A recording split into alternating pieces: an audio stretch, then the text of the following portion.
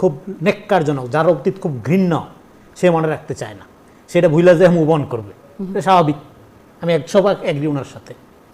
কিন্তু একটা জাতি, একটা নেশন, তার ফাউন্ডেশন অতীতের উপর ভিত্তি করে দাঁড়ায়। সেটা কি? সেটা হলো আমাদের মুরব্বী যারা আছেন, যারা ছিলেন, ওনারা আমাদের অতীত, ওনারা আমাদের ইতিহাসের অংশ। আমাদের বর্তমান প্রজন্ম যারা সক্ষম যুবক, তারা আমাদের বর্তমান, শিশুরা আমাদের ভবিষ্যৎ।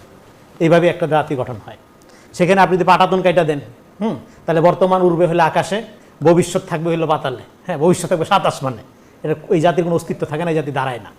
ফলে একটা জাতি প্রোগ্রেস হচ্ছে, দাঁড়াচ্ছে, এটা আপনি বুঝবেন কিভাবে? বুঝবেন সেই জাতি যখন কমন হিস্ট্রি থাকে, কমন বিলঙ্গে। আমাদের কমন হিস্ট্রি নাই। আমাদের এতদিনের ইতিহাসটা আওয়ামী লীগ দখল করছিল, সেই আওয়ামী কাঠামোটাই এখন আরেকজন আরেকভাবে অন্য দল এসে দখল করতে যাচ্ছে, চাপাই দিতে যাচ্ছে। আমরা হাসিনার বানানো মুক্তিযুদ্ধের ইতিহাসে গেলে নেই, এখন জামাতের আমিরের মুক্তিযুদ্ধের ইতিহাস গিলতে হবে আমাদের। এই বিষয়ে আপনারা আলাপ করেন কেন টেলিভিশনে, মিডিয়াতে কেন এগুলো তুইলা ধরেন? তুইলা ধরলে যে ক্ষতিটা হয় সেটা কি জানেন? আমরা এখন কথা বলবো কি নিয়ে? কথা বলবো নির্বাচনে কে কার পলিসি দিচ্ছে, কে জনগণের জন্য কোন নীতি নিয়ে আসে, সেগুলো নিয়ে। যেটা অপ্রসঙ্গ, যেইটা বলার এখতিয়ার তার নাই। ৭১-এর বিষয়ে কে স্বাধীনতার ঘোষণা করেছে না করেছে, এই ভ্যালিডেশন, এই সার্টিফিকেট তো জামাতের আমিরের কাছ থেকে নিতে হবে না। ৭১-এর বিষয়ে জামাতের অবস্থান পরিষ্কার এবং তারা in the wrong side of হিস্ট্রিতে ছিল, এই বিষয়টা দিবালোকের মতো পরিষ্কার। কিন্তু হাসিনা যেভাবে ৭১-কে ঘুরাইছে বা ইতিহাসকে ঘুরাইছে, এবং নরেন্দ্র মোদী ভারতে যেভাবে ঘুরাচ্ছে, এখন তারা ৭১-ও দখল করতে চায়। মুক্তিযুদ্ধের চেতনা তারা করলে ঠিক আছে, হ্যাঁ, যেমন ধরেন একটা ডাকসুর উদাহরণ দিই। ডাকসুর নেতারা জিতলো কি? হ্যাঁ, রাজাকার বলা হয়েছে, পাকিস্তান মধ্যে বলা হয়েছে, এই ইমোশনকে ব্যবহার করে সে ধরেন জিতলো। সকালবেলা ঘুম থেকে ওইটা রায়ের বাজারে চলে গেল। তার মানে কি? সে তো ওই বামপন্থী, ওই মুক্তিযুদ্ধপন্থী, মুক্তিযুদ্ধ পূজারী, ওই রাজনীতিটাই করলো। সে করলে ঠিক আছে, যে আমাদের আমির যখন মুক্তিযুদ্ধের রাজনীতি করবো, ওইটা ঠিক আছে। কিন্তু আপনি যদি করেন, তাহলে আপনি ফ্যাসিস্ট, জুলাই বিরোধী, জুলাই গাদ্দার। এটা কি? ফ্যাসিস্টের মতোই তো আচরণ। এটা কি? এটা ওই একই আওয়ামী কাঠামো, যেটা আওয়ামী লীগ করছে ৭১-এর নামে, আপনি করছেন জুলাইয়ের নামে। এখানে দেখেন, কথা পরিষ্কার করে আমাদের বলতে হবে, সেটা হলো আমি ভালো, অন্যরা খারাপ। এইভাবে যারা সমাজকে বিভক্ত করে, তারা ফ্যাসিবাদের সূচনা করে। কিন্তু এই একই রকম মানে আলাপ আলোচনা তো আমরা বিএনপির পক্ষ থেকেও দেখছি। মানে বিএনপি যখন বলছে যে নির্বাচনে একটি দল ধর্মের ব্যবহার করে মানুষের ভোট নিতে চাইছে, এবং চাঁদাবাজির প্রসঙ্গ আসলে আবার দেখি যে আমরা বিএনপির লোকজন এই জায়গা থেকে সরে যেতে চায়, যদিও দলগত জায়গা থেকে। দুইটা প্রশ্ন বলছেন অলরেডি। হ্যাঁ, একটা হলো, প্রথম কি বললেন? নির্বাচনে ধর্মের ব্যবহার, এটাকে নির্বাচন কমিশনের যে আইন, সেখানে ধর্মের ব্যবহার করা যাবে কি করা যাবে না বহিষ্কার করলো। হ্যাঁ, এবং আপনাদের দলের ওই যে দলের কথা বলছেন, সেই দলের যে কেউ কোনো যদি অপরাধ করে, যেমন মিডিয়াতে হামলা করলো, তারপরে তাদের প্রতিষ্ঠিত নেতারা মিডিয়া, ফেসবুকে যারা ঘোষণা দিল, তখন তারা নিজেরা আবার নিন্দা জানাইলো সেই হামলার। কিন্তু তাদের এই নেতাদের বক্তব্যের বিষয়ে যখন তাদের দৃষ্টি আকর্ষণ করা হলো, তারা কি বললো? বললো এটা ব্যক্তিগত মতামত, ব্যক্তিগত পজিশন। ফলে দ্বিচারিতা কথায় কথায়। এখন সাজাবাজি সবসময় হয় প্রশাসন এবং স্থানীয় যারা মাফিয়া, তাদের সংযোগে। এই প্রশাসন কাদের দখলে? বিএনপির বেশিরভাগ কমিটি নেই, এত চাঁদাবাজ লোকের থেকে। এই মিডিয়াগুলো যেগুলো দখল হয়েছে বিএনপির নামে, প্রশাসন যেগুলো দখল হয়েছে বিএনপির নামে, এখন রেজাল্ট কার হয়ে বাইর হচ্ছে? গুপ্ত রাজনীতির এই যে কুফল বাংলাদেশে বলতেছে, সেখানে বিএনপি ন্যারেটিভ পলিটিক্সের শিকার।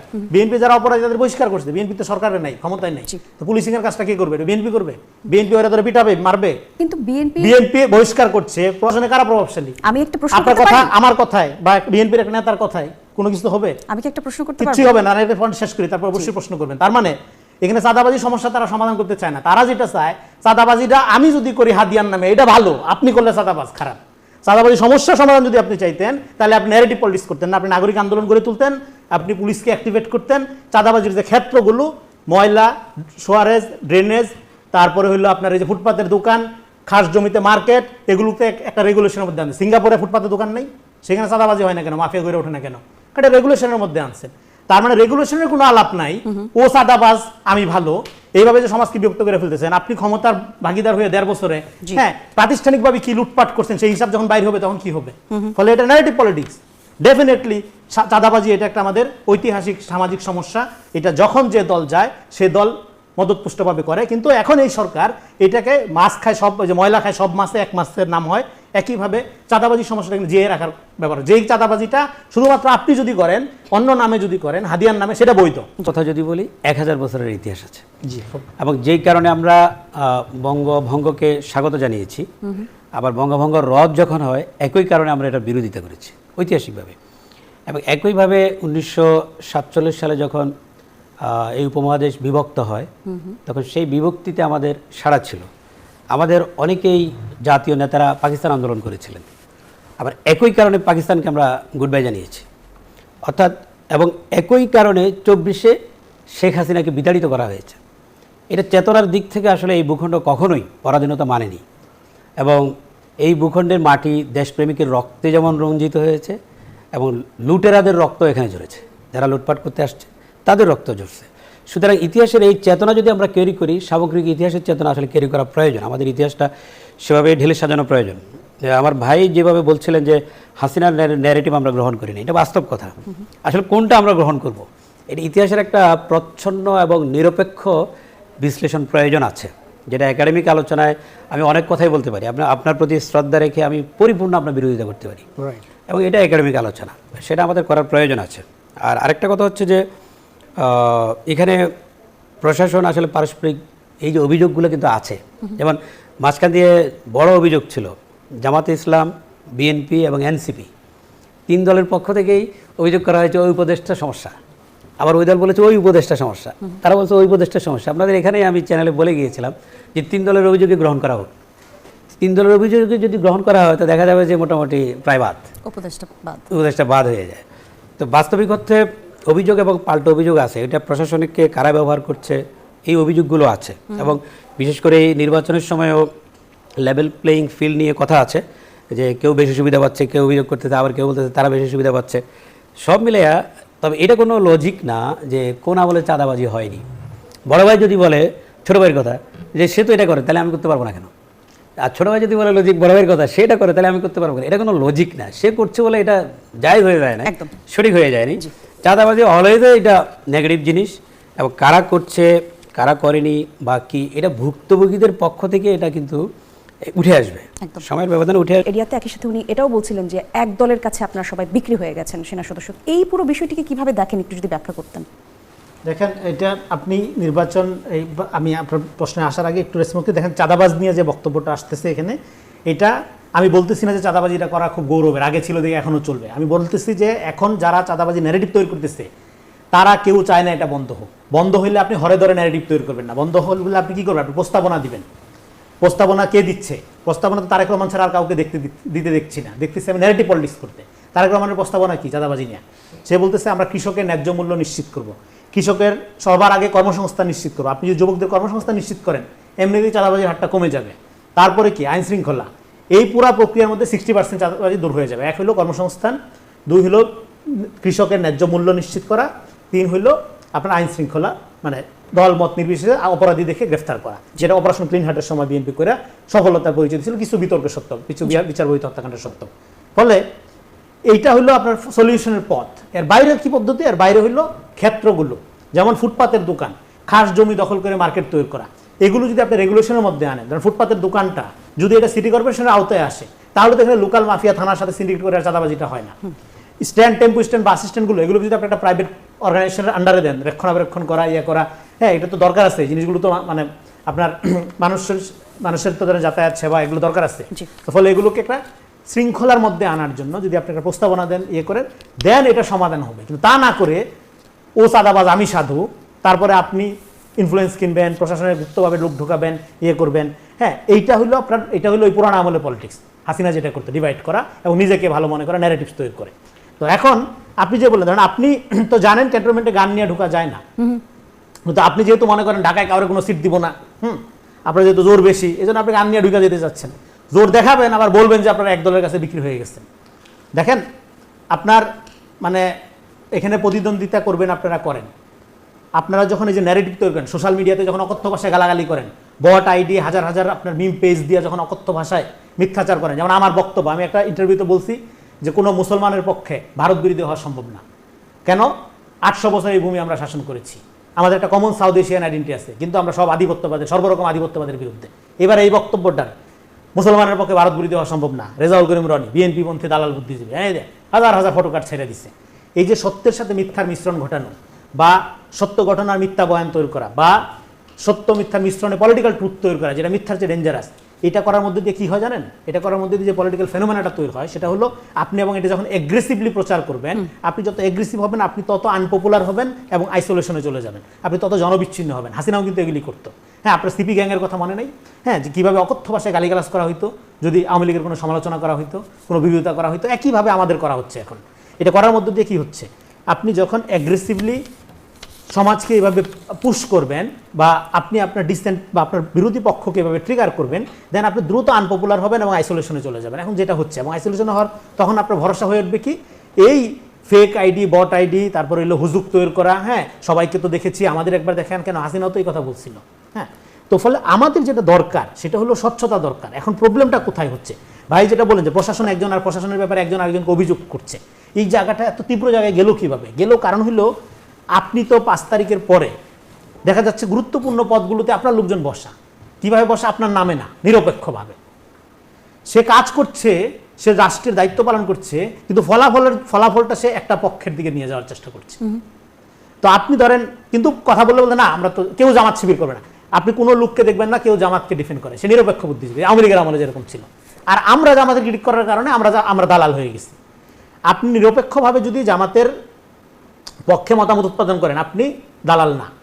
কিন্তু আমি যদি করি তাহলে আমি দালাল। কোনো লোককে বলবে না, দেখবেন না যে লিখবে যে জামাতপন্থী বুদ্ধিজীবী, কিন্তু আমাদের লিখবে বিএনপিপন্থী বুদ্ধিজীবী। আচ্ছা লেখেন, ভালো কথা, আমরা বিএনপিপন্থী বুদ্ধিজীবী। এই যে বিএনপিপন্থী হওয়াটা আওয়ামী লীগের আমলে, বিএনপির কোনো কবি সাহিত্যিক দরকার নেই। বিএনপি হলো একটা মূল্যবোধ ভিত্তিক দল। এখানে মানুষ কবি সাহিত্যিক সাংবাদিক বুদ্ধিজীবীরা বাংলাদেশপন্থী হবে, যে দল বাংলাদেশপন্থী হবে তারা তাদের সাথে সংযুক্ত রাখবে, সম্মান করবে, দ্যাট ইজ এনাফ।